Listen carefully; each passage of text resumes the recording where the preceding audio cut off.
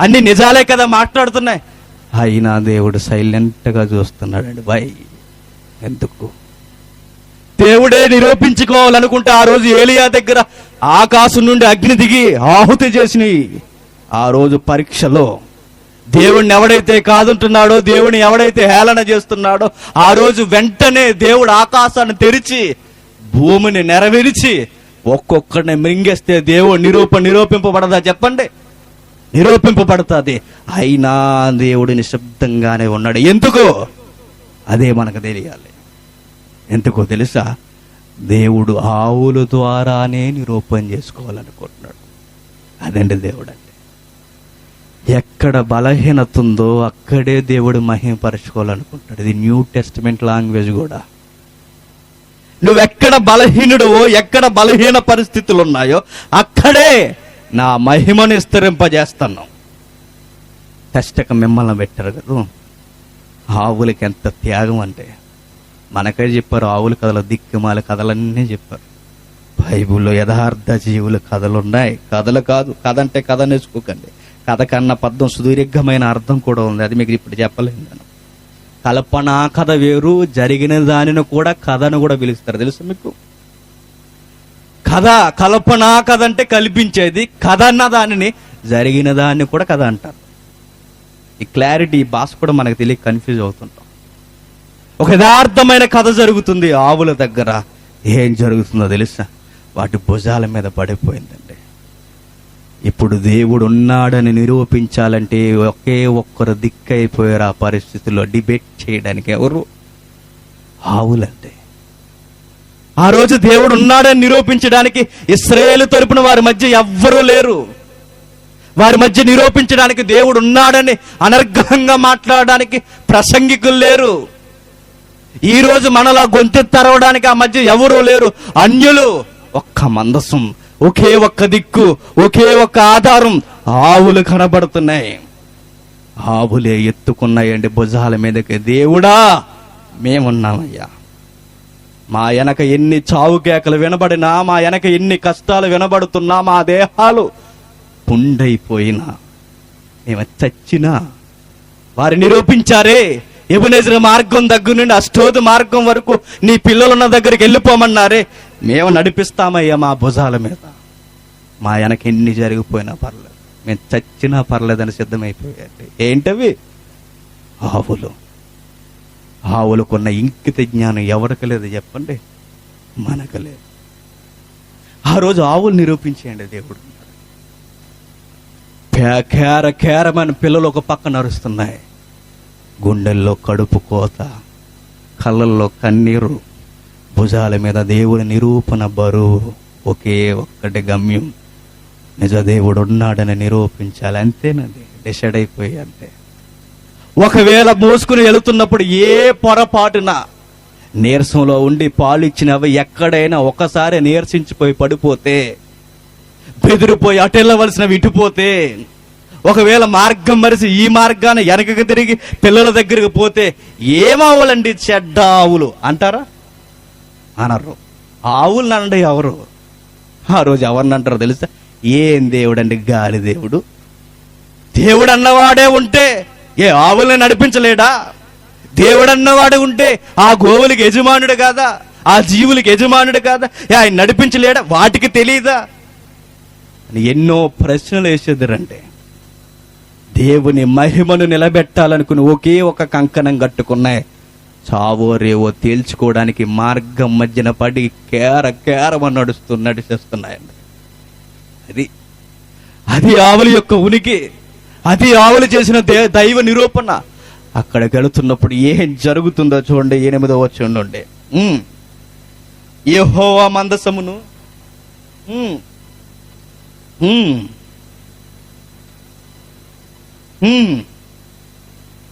దాని పక్కనే చిన్న పెట్టులో ఉంచి అది మార్గమును పోవునట్టుగా విడిచిపెట్టురి. ఈ దేశపు సరిహద్దు దాటిన ఎడల ఆయనే ఈ గొప్ప కీడు మనకు చేసినని తెలుసుకొనవచ్చును. మార్గమున పోని ఎడల ఆయన మనలను మొత్తలేదనియు మన అదృష్టవశము చేతనే అది మనకి సంభవించిననియు తెలుసుకుందుమనిరి. వారు అలాగున 2 పాడి ఆవులను తోలు తెచ్చి బండికి గట్టి వాటి దూడలను ఇంటి లోపల పెట్టి యెహోవా మందసమును బంగారు గడ్డల పందికొక్కు రూపములను గల చిన్న పెట్టెను బండి మీద ఎత్తగా ఆవులు రాజమార్గమున పడి చక్కగా పోవుచు అరచుచు బెస్సెవేసు మార్గమున నడిచెను. ఫిలిస్తీన్ల సర్దారులు వాటి ఎంబడియే బెస్సెమెసు సరిహద్దు వరకు పోయిరి. బెస్సెమెసు వారు లోయలో ఒక గోధుమ శాలను కోయుచు వారి కన్నులెత్తి చూడగా దానిని చూసి వారు సంతోషించిరి. చదువు. తమ గోధుమ చాలను కోయిచుండిరి, కన్నులెత్తి చూడగా మందసం వారికి కనబడును. కిందకి చదివండి. ఇంటికి వెళ్ళిన తర్వాత వాటిని వధిస్తారు, మందసాన్ని చూసి కేకలు వేస్తారు. ఏం జరుగుతుందో మనకు తెలుసు, ఏమవుతుందో మనకు తెలుసు. చివరికి చావడానికి సిద్ధమైపోయేండి అమాయక జీవులు. ఆ రోజు దేవుడు ఉన్నాడని నిరూపించడానికి 2 జీవులు కంకణం కట్టుకున్నాయి. వెనక ఎన్ని వినబడుతున్నా మాకు అనవసరం, దేవుడు ఉన్నాడని నిరూపింపబడాలి. ఈరోజు దేవుడు అడుగుతున్నాడు, నిన్ను నిలబెట్టుకున్నాడు. ఎప్పుడైనా దేవుడు అంతకుముందు వాటికి ఏమన్నా ట్రైనింగ్ ఇచ్చాడా? కాడి మోసే ట్రైనింగ్ ఇవ్వలేదు. ఎప్పుడైనా ఆ బరువును మోసే అలవాటు పడుకుందా? లేదు. ఈరోజు అడుగుతున్నాడు, ఏ బరువు తెలియదు, సేవ అంటే మనకు తెలియదు, దేవుడంటే మనకు తెలియదు, ఏమీ తెలియని పాడి ఆవుల స్వభావమైన మన మీదకి ఆయన కాడెత్తాడండి. మోస్తావా? మొయ్యగలవా? లేదండి, నాకు ఎన్నో సంసార గొడవలు ఉన్నాయండి, నేను మోయలేనండి, నా పిల్లలు అరుస్తున్నారని నా భార్య బాధల్లో ఉందండి, నాకు ఎన్నో కుటుంబ బాధ్యతలు ఉన్నాయండి, నేను రాలేనండి, ఇన్ని కష్టాల మధ్య నేను ఏడ్చలేనండి, ఈ బరువును మోయలేనండి, నేను సేవ చేయడం ఏంటండి, నేను నీ కొరకు బ్రతకడం ఏంటండి, ఏదో రమ్మంటే వస్తాను, పొమ్మంటే పోతానే తప్ప ఈ బరువులు మోయడం నా వల్ల కాదంటాం మనం. దేవుడు అందరినీ అడుగుతున్నాడు, నిన్ను నన్ను అడుగుతున్నాడు. దేవుడు ఎవరి ద్వారా నిరూపించుకోవాలనుకుంటాడు తెలుసా? సేవా అనుభవం లేని వారి ద్వారానే నేనున్నానని నిరూపించుకోవాలనుకుంటాడు. బరువులు మోయిన వాడి మీదే ఆయన కాడినెత్తుతాడు. ఏమీ తెలియదైన సమాజం తోలనాడి తక్కువ చేసిన వాడి మీదే ఆయన బరువును పెట్టి నేనున్నానని నిరూపించుకోవాలనుకుంటాడు. లోకం తృణీకరించిన వారినే మహిమ స్థానానికి తీసుకొచ్చి నిలబెడతాడు. లోకం దృష్టిలో నీచులైన వారిని దేవుడి దృష్టికి ఘనమైన స్థానంలో నిలబెడతాడు. అడుగుతున్నాడు, నా కాడి మోస్తావా అని. నా కాడెత్తుకోండి, మీ భారాలన్నీ దించండి. మీరు ప్రయాసపడి ఏదో చేస్తున్నారు, మీరు పడుతున్న వాక్యాన్ని, ఎత్తబడిన వాక్యాన్ని మోయలేక మీ మీద ఎన్నో బరువైన కంపలను మొలిపించుకుంటున్నారు. ఎన్ని బాధ్యతలండి. ఇదిగో దేవుడా, ఇక నా యందు జీవించేవాడు, నా యందు బ్రతికేవాడు నేను కాదు క్రీస్తే అని మాటిచ్చి మనం వచ్చి ఆ మాట గాడి తప్పి అంటే ఏం బ్రదర్ ఈ మధ్య చర్చికి రావట్లేదంటే ఏం చెప్పమంటావు అన్నా? నా కుటుంబంలో ఎన్ని బాధలు ఉన్నాయో, నా పిల్లలు ఎన్ని కష్టాల్లో పడుతున్నారో, నా భార్య ఎన్ని పుట్టుడు దుఃఖంలో ఉందో ఏం చెప్పమంటారన్నా? నేను రాలేను అంట. ఈ టైంలో మీరు నన్ను ఇలా అడగడం సబబు కాదు అంటామండి. మానవులు కదండి, తెలివితేటలు మాట ద్వారా ఎక్కువ కదండి. ఏ మోగజీవులు మాట్లాడలేవా? వాటికి స్వరమిస్తే బిలాము కన్నా బాగా మాట్లాడతాయి. ఒక విషయం గుర్తుపెట్టుకోండి, ప్రసంగాలు చేయడం చాలా ఈజీ అండి. ప్రసంగాలు మాట్లాడడం ఎవడైనా స్టేజ్ పర్ఫార్మెన్స్ ఎవడైనా ఇస్తాడు, దంచచ్చు, ప్రాక్టీస్ చేస్తాడు. కానీ విచిత్రం ఏంటో తెలుసా? కాడి మోయడం అందరి వల్ల అవ్వదు. బరువును అందరూ మోయలేరు, సేవను అందరూ బలంగా జరిగించలేరు. పిల్లోడికి 4 రోజులు నేర్పించి వాడికి మైకి సితక్ కొడతాడు, ఒక్క రెఫరెన్స్ అంటాడు. అల్లేడా వాడు? ప్రసంగం చాలా ఈజీ, స్టేజ్ మీద పర్ఫార్మెన్స్ చాలా ఈజీ, ప్రాక్టీస్ చేస్తే దంచేవచ్చు, రికార్డ్స్ బదులు కొట్టచ్చు. కానీ అది కాదు దేవునికి కావాల్సింది. చావడానికి సిద్ధమవుతున్నా, నీలో రోగాలున్నా, నువ్వు నలిగిపోయి ఆవిరైపోతున్నా, చావే నీ కళ్ళ ముందున్నా నా కాడెత్తుకుంటావా అని అడుగుతాడు. ఆయన నిరూపణ చేసుకోవాలంటే ఎలా అయినా చేసుకోవచ్చు. మనుషుల ఎదుట మన సత్క్రియల ద్వారా దేవుడు మహిమ పొందాలనుకుంటాడు. మత్తయి సువార్త 5వ అధ్యాయం ముగించుకుందాం. మత్తయి సువార్త 5వ అధ్యాయం 16వ వచనం. క్రైస్తవులారా, మనుషులు మీ సత్క్రియలను చూసి పరలోకమందున్న తండ్రిని, మీ తండ్రిని మహిమపరచునట్లు ఆయన ఎదుట, వారి ఎదుట మీ వెలుగు ప్రకాశింపనీయుడి. ఏమంటున్నాడు? పరలోకమందున్న దేవుడు ఎవరి ద్వారా మహిమ పొందాలట? భూమి మీద ఉన్న మన ద్వారా, బలహీన ఘట్టాలైన మన ద్వారా అన్ని జనుల మధ్య మహిమ పొందాలనుకుంటున్నాడండి. మహిమ పరుస్తున్నామా మనం? దేవుణ్ణి బాహాటంగా మహిమను మన జీవితాల్లో చూపిస్తున్నామా? లేదండి.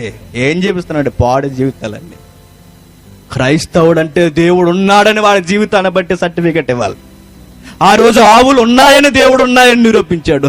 ఈరోజు దేవుని పిల్లలకున్న మనలు చూస్తే వీడి నమ్మిన దేవుడు నిజమరా అని చెప్పాలి. వాడి జీవితాన్ని చూస్తే అర్థమవుతుందిరా దేవుడు ఉన్నాడని. వాడి సత్క్రియలు చూస్తే అర్థమవుతుందిరా దేవుడు ఉన్నాడని. వాడి బ్రతుకు శైలి చూస్తే అర్థమవుతుందిరా దేవుడు ఉన్నాడని. ఇంతకన్నా రుజువేం కావాలరా? మనల బట్టి దేవుడు పరమందు మహిమపరచబడాలండి.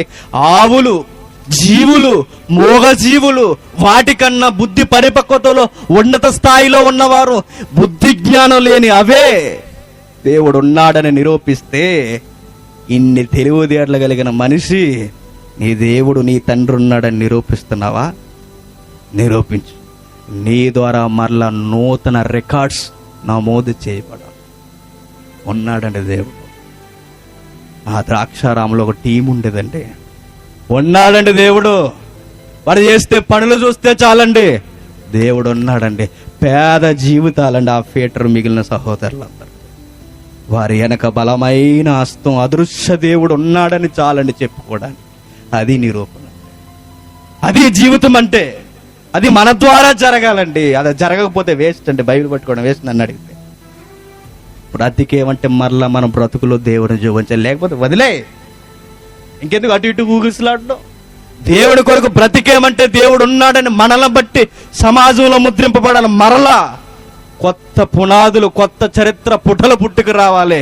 ఉన్నాడంటే దేవుడు అని. నీ ద్వారా అడుగుతున్నాడు. కొండ మీద ప్రసంగంలో యేసు స్వామి నీకు నాకు గంట పదంగా చెబుతున్నాడు. క్రైస్తవులారా, నన్ను ఎంబడిస్తున్న శిష్య బృందమా, మిమ్మల్ని బట్టి దేవుడు ఉన్నాడని నిరూపింపబడాలి. పరమందు దేవుడు మిమ్మల్ని చూసి మహిమ పరచబడాలి. దేవుడు ఉన్నాడని ఎవడన్నా అడిగితే నువ్వు గంటాపదంగా చెప్పాల్సిన మాట, నన్ను చూడరా అని చెప్పాలి. నన్ను చూడు. యేసు చెప్పలేదా ఫిలిప్ అడిగితే? దేవుడిని కనపరచవయ్యా అంటే, ఫిలిప్పు నన్ను చూడవయ్యా అన్నాడు. అది మనం కూడా అనాలి. మనం కూడా చెప్పాలి. ఫిలిప్పు ఆ రోజు యేసు స్వామి చెప్పినట్టు మనం కూడా చెప్పాలి. నన్ను చూడవయ్యా అని చెప్పాలి. చెప్పే ధైర్యం ఉందా? ఆ బ్రతుకుందా? ఆ జీవన శైలి ఉందా? ఏముందండి? బైబిలే చదవం. ఏ పుస్తకం ఎక్కడుందో మనకు తెలియదు. ప్రార్థన ఉండదు, సహవాసం ఉండదు. ఒక్కొక్క పదాన్ని మాట్లాడుతుంటే అది ఈ గ్రంథంలో ఉందో పక్క గ్రంథంలో ఉందో తెలియదు మనకి. ఏం దేవుణ్ణి నిరూపిస్తాం చెప్పండి?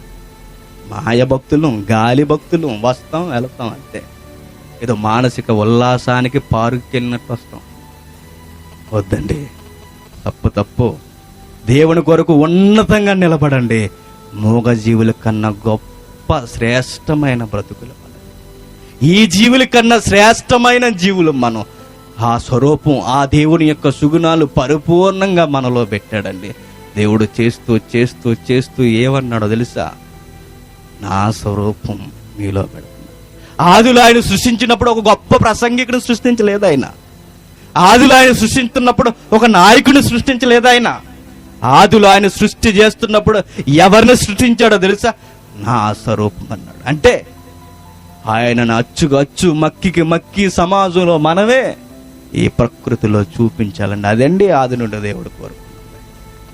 ఈ రోజు దేవుని రాజ్యం ప్రత్యక్షమై 2000 సంవత్సరాల క్రితం మొదటి శతాబ్దంలోనే రండయ్యా ఇందుజేద్దురు గాని దేవుని రాజ్యంలో నిలబడండి, దేవుని యొక్క బరువును ఎత్తుకుందరు గాని రండయ్యా అంటే కుంటు సాకుల నెపములు చెబుతున్నారండి. చూస్తారు ఒకసారి, సేమ్ మన కేడరే. చూడండి ఒకసారి ముగించుకుందాం. లోకసువార్త 14వ అధ్యాయం, లోకసువార్త 14వ అధ్యాయం 15వ వచనం నుండి, ఆయనతో కూడా భోజన పంక్తిలో కూర్చున్న వారిలో దేవుని రాజ్యములో భోజనము చేయవాడు ధన్యుడని ఆయనతో చెప్పగా, ఆయన అతనితో ఇట్లనెను, ఒక మనుష్యుడు గొప్ప విందు చేయించి అనేకులను పిలిచెను. ఇందు కాలమందు అతడు ఇప్పుడు సిద్ధమై ఉన్నది, రండని పిలవబడిన వారితో చెప్పుటకు తన దాసులను పంపను. ఎవరా దాసులు, ఎవడా ఇందు చేయించినది? దేవుడు.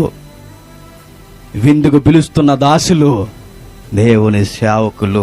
ఈరోజు సభ పెట్టించిన వారిలో ఒకడు పేతురన్న. మీ అందరిని పిలుస్తున్నాడు ఇందుకు రమ్మని. దేవుని బంతులో భోజనానికి పిలుస్తున్నాడు. ఈ సభలు 3 రోజులు పెట్టి వస్తారా ఇందు చేయడానికి? దేవుని యొక్క భోజనాన్ని తినడానికి వస్తారా అని పిలుస్తున్నాడు 3 రోజులు. ఆయన దాసుల్లో ఒకడిని నేను కూడా పిలుస్తున్నాను, అడుగుతున్నాను, భోజనానికి వస్తారా? ఏంటా భోజనం ఎందుకు? అయితే వారందరూ ఏక మనసుతో నెపములు చెప్పసాగరి. అందరూ ఒకే తాటి మీదకి వచ్చేసారంట. రేపొద్దున మీటింగ్ ఉంది బ్రదర్, ఎంతమంది వస్తారంటే, ఏమి రమ్మంటాం భయ్యా, ఖాళీగా ఉంటామా, రాగలమా అని చెప్పు. సువార్త ప్రకటన ఉంది, వస్తావా అంటే చెప్పగలవా? రాలేము కదండి. అప్పుడప్పుడు ఉద్యోగం చేస్తున్నప్పుడు నాకు ఏడుపు వస్తుంటుందండి. కొన్ని మీటింగ్స్ నేను వెళ్ళలేకపోతాను, చాలా బాధ వేస్తుంటుంది. వచ్చి ఉద్యోగం నేను ఎప్పుడు వదిలేస్తానా, ఆ రోజు ఎప్పుడు వస్తుందా అని ఎదురు చూస్తాను. వస్తుంది ఒక రోజు, కాలుతో తన్ని మరి వచ్చేస్తాను. ఆ రోజు కొరకు ఎదురు చూస్తున్నాను. మన విధి నిర్వాహంలో మనం పడిపోయి ఈ దరిద్రపు ఈ పొట్టపోసనకు పడిపోయిన తర్వాత ఎన్నో బాధ్యతల్లో మునిగిపోయాం. ఆ మొండల కంపలు మనల్ని అణుస్తున్నాయి. దేవుడు అడుగుతున్నాడు, పిలుస్తున్నాడు, రమ్మంటున్నాడు. ఎందుకు పిలుస్తున్నాడు? పిలుస్తున్నప్పుడు వీరంతా ఏక మనసుతో మాట్లాడుతున్నారు, ఏక మనసుతో నెపములు చెబుతున్నారు. నెపములు అర్థం కారణములు, సాకులు. ఏం చెప్తున్నారు సాకులు? చూడండి ఎంతగా ఉంటాయండి. మొదటివాడు, నేను ఒక పొలము కొని ఉన్నాను, అవశ్యముగా వెళ్ళి దాన్ని చూడవలను, నన్ను క్షమింపవలనని నిన్ను ఏడుకొనుచున్నాను. ఇందులో ఉంటారండి చాలా మంది. అర్జెంటుగా నా పితరుల భూమి, నేను ఒక పొలం ఒకటి సంపాదించుకున్నాను, అర్జెంటుగా ఆ భూమిని చూడకపోతే తెల్లవారేసరికి భూకంపం వచ్చేస్తుందని చెప్తున్నాడు. ఇక్కడ వెళ్ళకపోతే నష్టం. అక్కడ ఏదో పేషెంట్ ఉన్నట్టు ఆ రక్తం ఇవ్వకపోతే పొలం చచ్చిపోతానని చెబుతున్నాడు. నేను ఒక సేన్ తీసుకున్నాను కౌలుకి. రోజు మీటింగ్స్ అంటే ఎట్లా కుదురుతుంది బ్రదరు? అలాంటి వాళ్ళు ఉన్నారు తెలుసు, వ్యవసాయ చిత్తుదారులు. రండయ్యా అంటే ఏం చెప్తారు? రేపో నుండి చేలికి మందు కడదాం అనుకుంటున్నాం. అది కొంచెం తాగు, అందులో పంట బాగా పండుతుంది, దిగుబడి బలంగా వస్తుంది. రండయ్యా అంటే ఏవో నెపములు చెబుతారు. పొలములు కొన్నా, కొంచెం అప్డేట్ అయిపోతే రియల్ ఎస్టేట్ చేస్తున్నామంటే రేపు మనం అక్కడ టార్గెట్కి వెళ్ళలేదనుకోండి, ఇంకొకటికి వెళ్ళిపోద్ది బోనస్. మరి ఏమవుద్ది? నేను రేపు పక్కా. చూసారా, దేవుని పనులు రమ్మంటుంటే, దేవుని విందుకి రమ్మంటుంటే పొలాల కొన్నానని చెబుతున్నారు. పొలం కొన్నాను, అర్జెంటుగా వెళ్ళాలని చెబుతున్నారు. వెళతావా? ఓకే, నేను అడుగుతున్నాను, మీ ప్రాంతంలో మీ భుజాల మీద చాలా బరువు ఉందండి. మీకు చూస్తేనే అర్థం అవ్వాలి వాతావరణం. దేవుడికి ప్రతినిధులుగా, దేవుళ్ళుగా కొలవబడుతున్న ఎన్నో వాతావరణాలు మీకు కనబడుతున్నాయి మీ చుట్టూ. ఇటు యానం వరకు మొత్తం, అటు అంతర్వేది వరకు మొత్తం ఈ కోనసీమ అంతా చుట్టేసి ఉంటాయి. ఎంత బరువు, ఎంత బాధ్యత నీ భుజాల మీద ఉందా. నీ ఒళ్ళు పులిసిపోయినా, నీ ఒళ్ళు ఓనమైపోయినా, నువ్వు అనారోగ్యంతో ఉన్నా, నీకు చాలా బలమైన పని ఉందయ్యా. మీరు అనుకోవచ్చు, అది పాస్టర్లకు కదండి మెసేజ్, మాకెందుకు చెప్తారు అనుకుంటున్నారా? మనందరిదేనండి ఇది. చెప్పనా? ముగించే ముందు చిన్నది. ఒకరోజు పౌలు గారిని ఆ గోడ మీద నుంచి తాడు కట్టి గంపగుండా దించిరి. ఎవరు? పాస్టర్లా, సేవకులు. ఎవరిని దించిరి? ఒక గొప్ప నాయకుడిని. తాడు పట్టి ఒక మనిషిని తాడుగుండా దింపాలంటే పట్టుకున్నవాడు తెలుస్తుంది ఎలా ఉంటుందో. సినిమాలు కాదు, ఒంటి చేత్తో లాగడం అంటే. ఒక మనిషిని తాడు మీద దించి పట్టుకుంటే ఎలా ఉంటుందో. మొత్తం చేతు పొరలన్నీ లేచిపోతాయి. కాలుతో దొక్కు పెడితే కాళ్ళు కూడా లేపేస్తుంది. ఎందుకు తెలుసా? భూమికి ఉన్న గ్రావిటీ అలాంటిది. ఒక వస్తువును బలంగా లాగుద్ది. అంత బరువుని, మన సమకాలీన బరువైన ఆయన కాయలేం మనం. ఇప్పుడు ఈ బరువు అంతా ఒక గొప్ప నాయకుని సేవా తత్వం అంతా ఒక గంపలో ఉంది. అతని జీవితం, పౌలు జీవితం ఎవరి చేతుల్లో ఉంది? విశ్వాసుల చేతుల్లో. ఏమాత్రం పొరపాటు జరిగినా మహానాయకుని క్రైస్తవ్యం అక్కడే కోల్పోతుంది. ఏమాత్రం పొరపాటు సేవకులు, విశ్వాసులు చేసిన వెంటనే అక్కడే పౌలును కోల్పోతారు. చిన్న గోడల యెరూషలేము గోడలంటే చూడండి, ఒకసారి నెట్లో చూడండి. ఆ గోడల మించి దించుతున్నారంటే వారు ఎంత కష్టపడి ఉంటారండి. చేతులు పొక్కుపోతున్నా, వారి దేహాల కిందకి లాగేస్తున్నా నాయకుడికి ఏమీ కాదని సేవకునికి, నాయకునికి ప్రాణాలు అడ్డెట్టడానికి సిద్ధమైపోయారు. సేవకులు వచ్చి, ఆ సైన్యాలు వచ్చి మమ్మల్ని చూసినా పర్లేదు, ఒకవేళ మమ్మల్ని పైన చంపేసినా పర్లేదు, ఇతడు మాత్రం సురక్షితంగా కిందకి వెళ్ళిపోవాలి. సేవకుని కాపాడుకునే బాధ్యత ఎవరి భుజాల మీద ఉందో చెప్పండి? విశ్వాసులది. ఆ సేవకుడు నువ్వు మిళితమైతేనే దేవుని బరువు, బాధ్యత ఇంకా సమాజంలోనికి వేగంగా వెళతాను. ఆ గంప దిగిన తర్వాత ఎన్నో సంఘాలు కట్టాడు. ఆ గంప దిగిన తర్వాత ఎన్నో పత్రికలు రాశాడు. ఆ గంప నుండి బయటకు వచ్చిన తర్వాతే ఖండా తిరిగాడు. అక్కడే తాడు తెగిపోతే తెగిపోయిందన్నారు. సేవకులు తప్పు అంటారు. తెలీదా? ఒక నాయకుని దించుతున్నప్పుడు ఎంత జాగ్రత్త ఉండాలి. దేవుని పిల్లలుగా చెబుతున్నాను, సేవా భారం అందరిది. పాస్టర్ల దగ్గర నుండి నీది, నాది, సంఘంలో ఉన్న ప్రతి ఒక్కరిది. అడుగుతున్నాడు. నెపములు చెబుతున్నారు. పొలం కొన్నారట. పొలం కొంటే రాకూడదా? ఒక విషయం చెప్పనా? జరుగుతున్న విషయం, గుర్తించవలసిన విషయం. నీకు దేవుని పని ఉన్నప్పుడు, దేవుని పని బలంగా ఉన్నప్పుడు, నీకు చేతనంత వరకు ట్రై చేయి. పక్షపాతం లేకుండా ఎంత అవకాశం ఉంటే అంత అవకాశాన్ని బట్టి వెళ్ళడానికే ప్రయత్నం చేయి. అయినా కుదరకపోతే, దేవుని చిత్తం కాకపోతే నువ్వు వెళ్ళలేవు. అప్పుడు ఆగు. అయినా కావాలని తప్పించుకుని అదే పనిలోకి వెళితే నీకు సక్సెస్ రేటు షేర్ మార్కెట్ పెరిగినట్టు పెరుగుతుంది అనుకో. అబ్జర్వేషన్ చేసి చూడు ఒకసారి. గొప్ప కూలిపోతావు. దేవుని పనిలోకి వెళుతున్నప్పుడు నెపాన్ని దానిలో పెట్టండి, ఆ తర్వాత టపాకాల్లో వేలిపోతాయి అన్ని. ఉండో దేన్ని వంక పెట్టకండి. చాలా మంది పిల్లలు వంక పెడుతుంటారు చూసారా? పిల్లల కన్నా తల్లిదండ్రులను చూస్తుంటే చాలా కోపం వస్తుందంట. దేవుడే గర్భాన్ని ఇచ్చి, దేవుడే బహుమానాన్ని ఇచ్చి, దేవుడు బహుమానాన్ని పెంచమన్నంటే ఆ వంకెట్టి మేము మీటింగ్ రాలేమంటారు. ఏం చేయాలి చెప్పండి? నీకు ఇచ్చింది ఎందుకు ఆ వంకెట్టుకుని మానేస్తావన్నా? ఆ నెపములు చెబుతారు, ఆ వంకలు చెబుతారు. చెప్పి ఇంకా ఏం చెప్తున్నారో చూడండి. మరి ఒకడు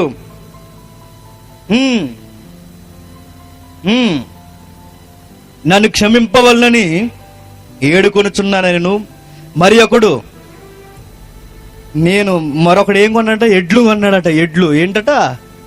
5 జతల ఎడ్లు కొన్నాను, ఇప్పుడు నేను రాలేను. ఎడ్లు ఆ రోజు ఎడ్లు కొంటున్నారు, ఈ రోజు కార్లు, బండ్లు కొంటున్నారు. కొంచెం ట్రెండ్ మారిందండి. నేను కొంచెం సెకండ్ హ్యాండ్లో బైక్లు ఈ మధ్య అన్ని అమ్ముతున్నాను, రాలేనండి. బిజినెస్ ఎవరు చూసుకుంటారు? ఇన్ని బిజినెస్ల మధ్య, ఇన్ని వర్తకాల మధ్య ఇంత వ్యాపారం జరుగుతున్నప్పుడు నేను రాలేనండి. కారణాన్ని దేని పెడుతున్నాడు చెప్పండి?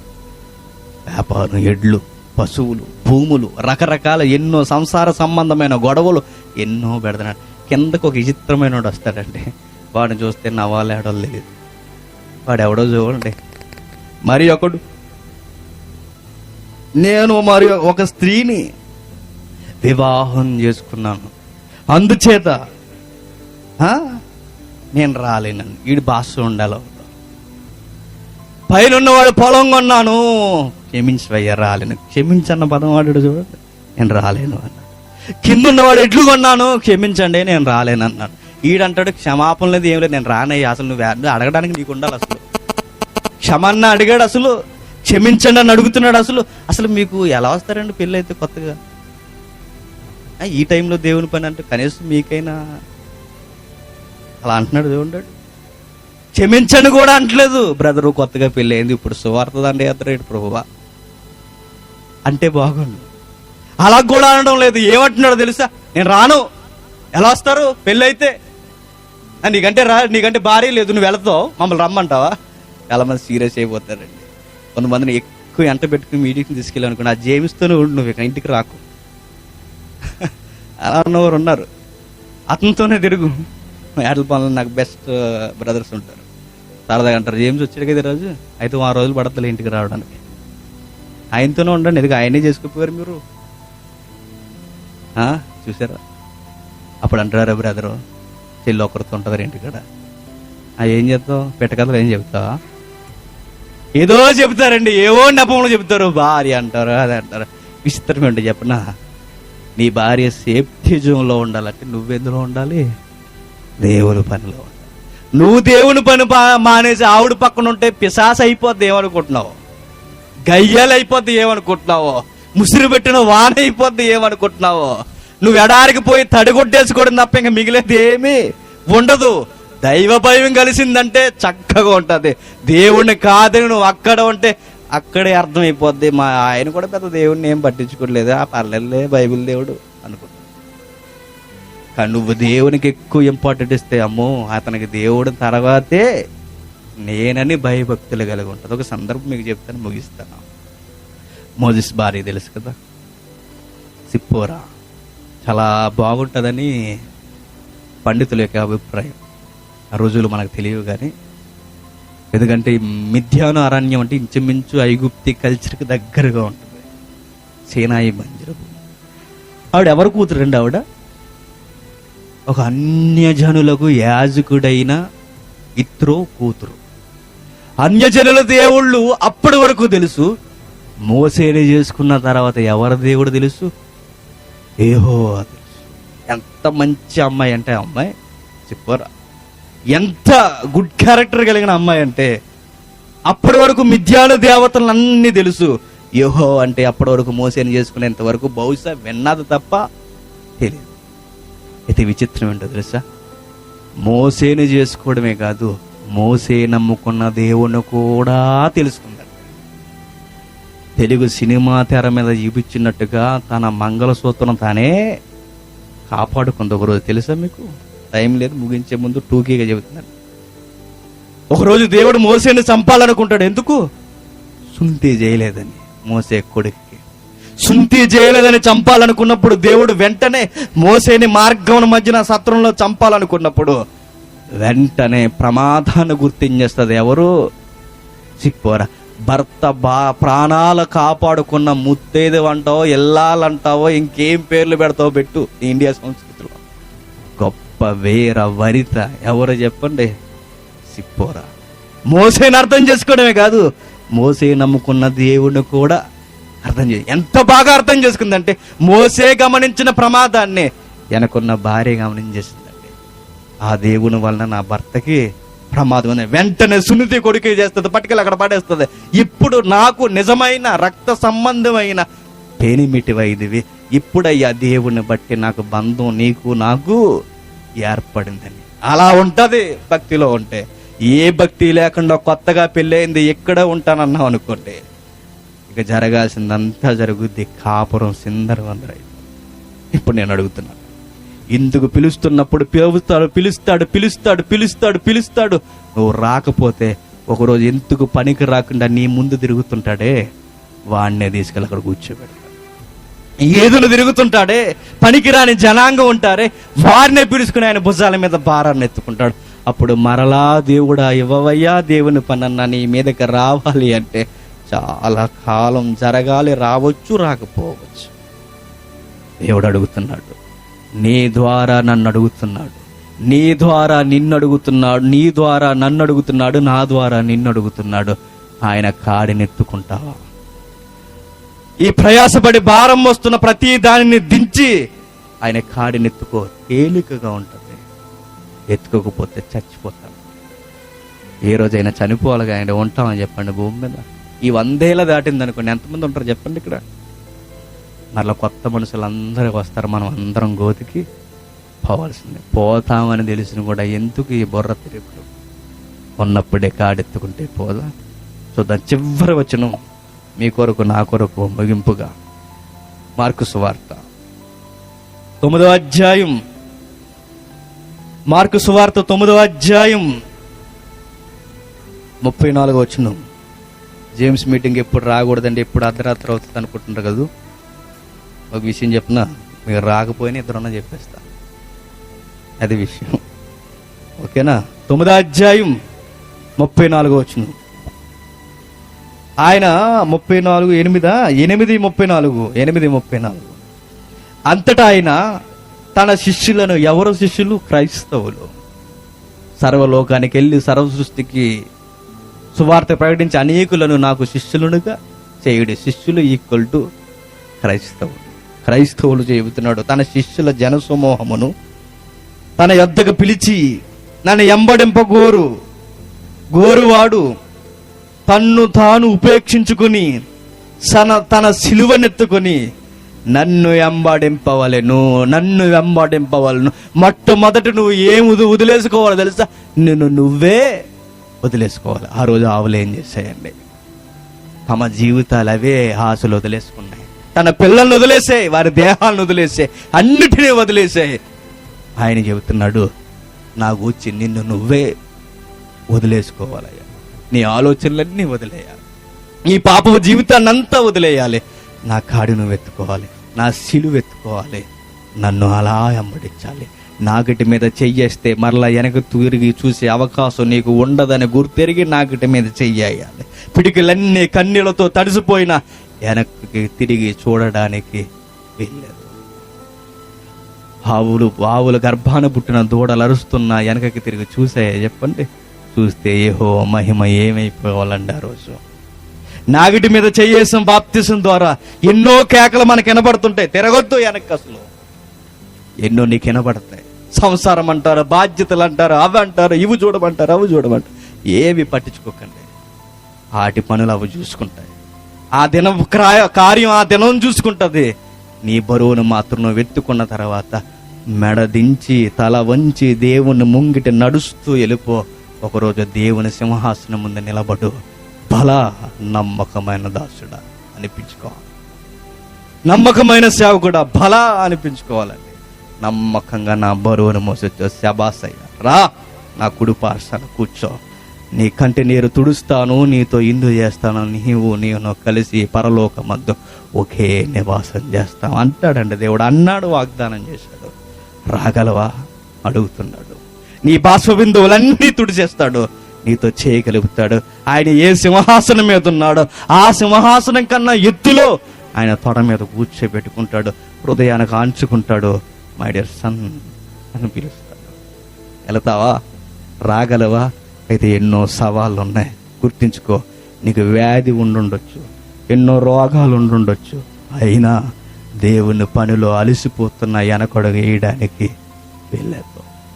అనారోగ్యం ఉన్న ఆ బలహీనతల యందే నేను దేవుని మహిమపరుస్తాను. చావో రేవో ఈ చావు ద్వారా అయినా సరే, ఈ రోగం ద్వారా అయినా సరే దేవుని యొక్క మహిమ ఈ సమాజంలో మహిమ పరచబడాలి. అంతేనండి. కాంతం ఏమైపోయినా పర్లేదండి. నన్ను అడిగితే ఒక 30 ఏళ్ళు 40 ఏళ్ళు దాటేసరికి మరలా అపోస్తులు వచ్చారా అన్నంత ఎత్తుకెదగలరు. మనం తెలుసు, అంత ఎత్తుకెదగలరు. ఎదగండి. ఈ ప్రాంతానికి మీరే దేవుడు ఉన్నాడనడానికి నిరూపణ. ఇక్కడ మొదలుకొని ఈ కోనసీమ ప్రాంతాలన్నిటికీ మీరు చాలండి. 12 మంది ప్రపంచాన్ని కుదిపితే ఈ 100 మంది మనం ఉన్నాం. మనం మార్చలేమా? ఈ కోనసీమని మార్చలేమా చెప్పండి? మార్చచ్చు. ఒకే ఒకటి కమిట్మెంట్ చాలా ఇంపార్టెంట్. కంకణం కట్టుకో. పిడికలు కన్నీళ్లతో నిండిపోయిన వెనకతో చూడనని మాటివ్వు దేవునికి. ఇక నా యందు జీవించేవాడు క్రీస్తే అని బలంగా చచ్చేంత వరకు అరు. శ్మశానానికి పోతున్న దేహం నిమిత్తం దేవునికే మహిమని చెల్లించి కన్ను మొయ్. మంచి చావుని కళ్ళ ముందుకు తెచ్చుకో. దేవుని కొరకు చచ్చిపో. ఎప్పటికైనా చచ్చే రూపం కలిగిన దేహాలుగా చచ్చేదేదో దేవుని కొరకు చస్తే పరలోకమందు మహిమ మనకుంటుందండి. దేవుని చిత్తమైతే మరలా కలుసుకుందాం. దేవుని చిత్తమైతే ఇంకా అనేక మాటల ద్వారా మనం రేకెత్తించుకుందాం. విన్న మాటలు దయచేసి ఎప్పుడు మర్చిపోకండి. పని అందరి భుజాల మీద ఉంది, కాడి దించొద్దు. Be careful. ప్రార్థన చేస్తాం. పరలోకమందున మా తండ్రి, అమాయక జీవులైన ఆవులే, కాడి మోయని ఆ పాడి ఆవులు, నిజమైన యజమానుడు మీరని, మీరు ఈ సృష్టిలో ఉన్నారని నిరూపించడానికి వారి జీవితాలే త్యాగం చేశాయి తండ్రి. వాడుకున్న కనీసపు ఇంకిత జ్ఞానం మాకు లేదు. మీరు పిలుస్తున్నా, రాజమార్గాన మీరు పిలుస్తున్నా, కేకలు వేసి పిల్లన గ్రోవి ఊది మమ్మల్ని పిలుస్తున్నా, నాట్యమాడక పెడసేవను పెట్టి ఎన్నో నెపములు చెబుతున్నాము తండ్రి. క్షమించండి తండ్రి. ఈ మానవ సంబంధమైన బంధాలలో మేము ఇరుక్కుపోయాం, మమ్మల్ని విడిపించండి తండ్రి. మీ కాడినెత్తుకొని అంతం వరకు, మరణం వరకు సిద్ధమైపోయి మీ కాడిని ఆ మరణపు గోతి దగ్గర దించడానికి సహాయాన్ని అనుగ్రహించండి తండ్రి. బల నమ్మకమైన సేవకుడా అన్న మాటను మా మీద మేము వినిపించుకోవడానికి మీ నోట మమ్మల్ని సిద్ధపరచండి తండ్రి. 3 దినాల సభలు మీకు మహిమకరంగా జరిగాయని నమ్ముచున్నాము తండ్రి. తండ్రి, మాలో ఎవరైనా కేవలం ఈనిన వారుగా మాత్రమే ఉండిపోతే వారిని క్షమించండి తండ్రి. ఒక వర్గానికి సంబంధించినట్టుగానే ఆలోచిస్తే క్షమించండి తండ్రి. లౌకిక సంబంధంగానే ఆలోచిస్తే క్షమించండి తండ్రి. వారిని ప్రేమించండి, వారి మాటల హృదయంలో భద్రపరచండి తండ్రి. మేమంతా కలిసి ఈ భూమి మీద సత్క్రియల ద్వారా మీరున్నారని ఈ ప్రాంతాల్లో నిరూపించడానికి సహాయాన్ని అనుగ్రహించండి తండ్రి. తెలియక తప్పులు చేస్తే క్షమించండి. మరలా మమ్మల్ని మేము పరిశుద్ధత చేసుకొని మీదుట నిలబడడానికి సహాయాన్ని అనుగ్రహించండి తండ్రి. ఈ కార్యక్రమాన్ని అంతటికీ మూలమైన వారిని జ్ఞాపకం చేసుకోండి. పేతురు గారిని జ్ఞాపకం చేసుకోండి తండ్రి. ఏ స్వార్థం లేకుండా కేవలం మీ మాటలు వినిపించాలని తన జీవితంలో ఎన్నో కోల్పోయి ఈ సభల కొరకు సమయాన్ని, ధనాన్ని మీ కొరకు వెచ్చించినందుకు మీ పరలోకమందు తనకు సిద్ధపాటు చేయబడిన స్థలం ఉందని తన హృదయంలో ధైర్యాన్ని ఉంచండి తండ్రి. తనకు సహకరించిన బృందాన్ని జ్ఞాపకం చేసుకోండి. వారి జీవితంలో మీ మెరుగైన ఫలములు వారి జీవితాల్లో నింపండి తండ్రి. మరి ముఖ్యంగా ఎదిగి మీద ఉన్న ప్రతి ఒక్కరిని జ్ఞాపకం చేసుకోండి. వారు చేస్తున్న సేవను దీవించండి. మరి ముఖ్యంగా మా ప్రియులు, పెద్దవారు, ఆత్మీయులు ప్రకాశ్ గారిని జ్ఞాపకం చేసుకోండి. తన ఆరోగ్యమందు మీ సహాయాన్ని అనుగ్రహించండి. అనేక మందిని పురికలిపి మీ సేవను జరిగిస్తున్నందుకు, మంచి మనసును ఆయనకు అనుగ్రహించినందుకు వందనాలు తండ్రి. ఇంకను అనేక మందికి వారధగా ఈ భూమి మీద మరొక్కసారి ఒక రథ సారథిగా ఏలియా వలె నిలబడడానికి సహాయాన్ని అనుగ్రహించండి తండ్రి. తండ్రి, పేరు పేరున ప్రతి ఒక్కరి తరపున అడుగుతున్నాము తండ్రి. మీ కాడి మోసే బాధ్యతను, ఆ బరువును మా భుజాల మీద పెట్టి మమ్మల్ని నడిపిస్తున్నందుకు వందనాలు తండ్రి. వచ్చిన ప్రతి ఒక్క బిడ్డని జ్ఞాపకం చేసుకోండి. వారి జీవితాల్లో కష్టాలు, కన్నీళ్ళు ఏమై ఉన్నాయో మీకు తెలుస్తుంది. అయినా మీరు తీర్చకుండా ఇంకా వాటిని అలానే ఉంచుతున్నారంటే దాని ద్వారా మీరు ఏం కోరుకుంటున్నారో వారికి తెలియజేయండి. గ్రహించగలిగే మనసును వారికి అనుగ్రహించండి తండ్రి. తిరిగి మేము వెలుచుండగా మీ ప్రయాణంలో మా సహాయాన్ని అనుగ్రహించండి. మరలా రేపటి దినాన వేరొక ప్రాంతంలో మీ గూర్చి విస్తరించి మాట్లాడుకోవడానికి కావలసిన జ్ఞానాన్ని మాకు అనుగ్రహిస్తారని ఆశిస్తూ, మమ్మల్ని శత్రులుగా భావిస్తున్న వారిని క్షమిస్తారని కోరుకుంటూ, మీ కుమారుడు మా రక్షకుడైన క్రీస్తు నామమున ప్రార్థన సమర్పిస్తున్నాము తండ్రి. ఆమేన్.